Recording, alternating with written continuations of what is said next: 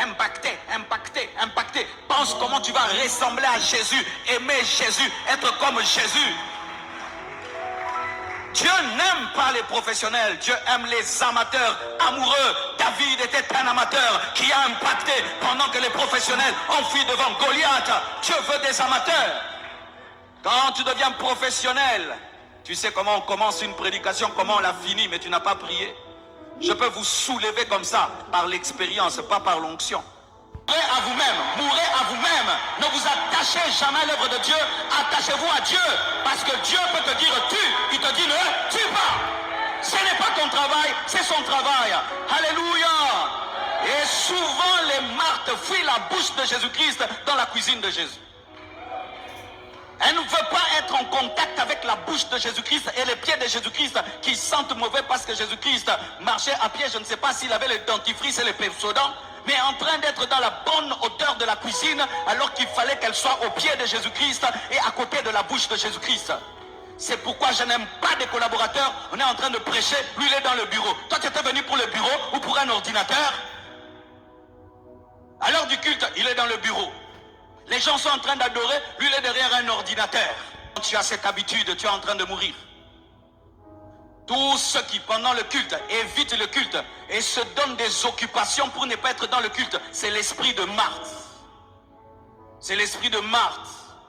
Fuir l'adoration, fuir l'enseignement et se donner des occupations dans les... Tu viens à l'église, ce n'est pas le travail que tu fais, c'est écouter la parole et d'être adoré.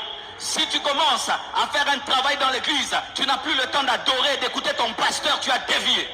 C'est pourquoi, quelles que soient les responsabilités que je te donne, aie le temps de m'écouter.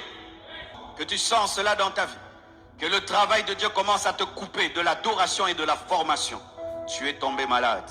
Tu dois replacer tes priorités. Et la priorité, c'est Jésus.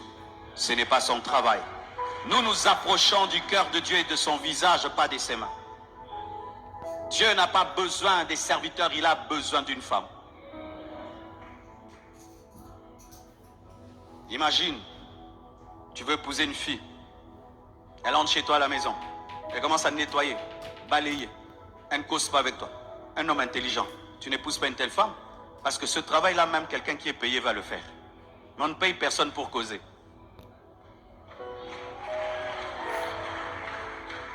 Tu es en train de faire quelque chose que tout le monde peut faire. Tout le monde peut prêcher. Mais personne ne peut adorer Dieu à ta place.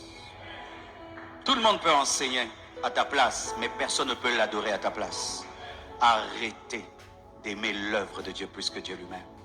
Quand tu sers Dieu, rassure-toi toujours que tu l'aimes. Sinon, le ministère va devenir ton Dieu.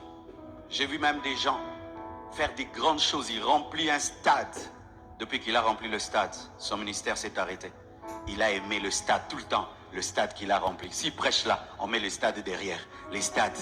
Quand j'avais rempli les stades, c'est le stade qui est devenu son Dieu.